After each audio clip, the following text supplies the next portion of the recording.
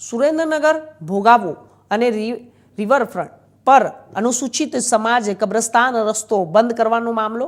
અનુસૂચિત જાતિના લોકોએ જીવંત માણસની સ્મશાન યાત્રા કાઢી તંત્રની આંખ ઉઘાડવાનો પ્રયત્ન કર્યો.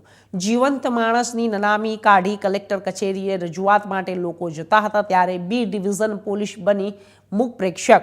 બી ડિવિઝન પીઆઈ પોતાની સરકારી એસી ગાડીમાં બેસી તમાશો જોતા રહ્યા અને એ ડિવિઝન પોલીસના પીઆઈએ લોકોને સમજાવટના કર્યા પ્રયત્ન. તાપમાન વધતું જાય છે, 44 થી 45 ડિગ્રી તાપમાન થઈ ગયું છે. હવે તમે માનો કે અત્યારે આપણા સુરેન્દ્રનગર જિલ્લામાં ઝાડવાનું અવારનવાર કટિંગ થતું રહે છે. કોઈ પણ જગ્યાએ જાય તો એને પહેલા જગ્યાના કન્સ્ટ્રક્શન માટે પહેલા ઝાડવાનું કટિંગ કરવામાં આવે છે.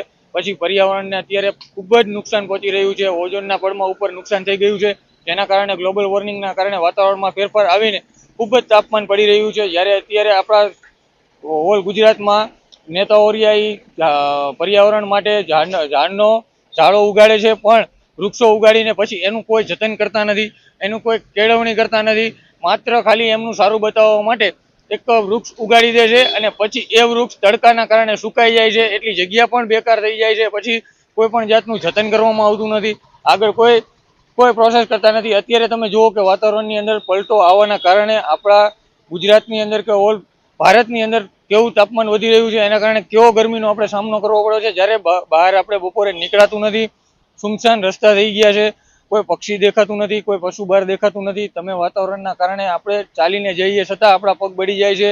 આપણે કોઈ પણ જગ્યાએ બહાર નીકળી તો આપણને અંગ દાઝી જાય એટલો આપણને તાપ લાગે છે. અથવા કોઈ પણ જગ્યાએ આપણે અને બહાર નીકળવા માટે પહેલાં તો આપણે આપણું પ્રોટેક્શન જોવું પડે છે. બહાર નીકળવાનું આપણે ટાળી જ દેવું પડે છે કે ના અત્યારે ફૂલ ગરમી પડે છે તો બહાર નથી જવું. બરાબર, આપણે ઘરમાં રહેવું આપણને વધારે યોગ્ય લાગે. કોઈ પણ જરૂરી કામ હોવા છતાં આપણે બહાર નીકળતા નથી. બરાબર, તો આપણે અત્યારે ગરમીથી બચવા માટે પહેલાં તો ઠંડા પાણીનો ઉપયોગ કરવો જોઈએ. એ સિવાય આપણે એવા ફ્રૂટો ઠંડા હોય એ ખાવા પડે અને ઘરમાં રહેવું પડે છે. અને આપણને બહાર નીકળી એટલે લૂ લાગી જાય છે, તાવ આવી જાય છે, પછી આપણે તાત્કાલિક દવાખાનાનો ઉપયોગ કરવો જોઈએ. બોલો, સુરેન્દ્રનગરમાં આજથી 20 વર્ષ પહેલાં ગરમી એટલી નહોતી પડતી અને આજ છેલ્લા 20 વર્ષથી સુરેન્દ્રનગરમાં 44 તાપમાન પહોંચી ગયું.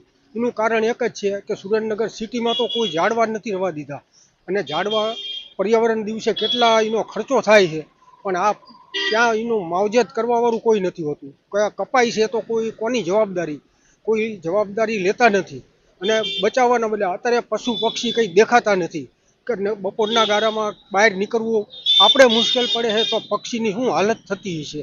આના માટે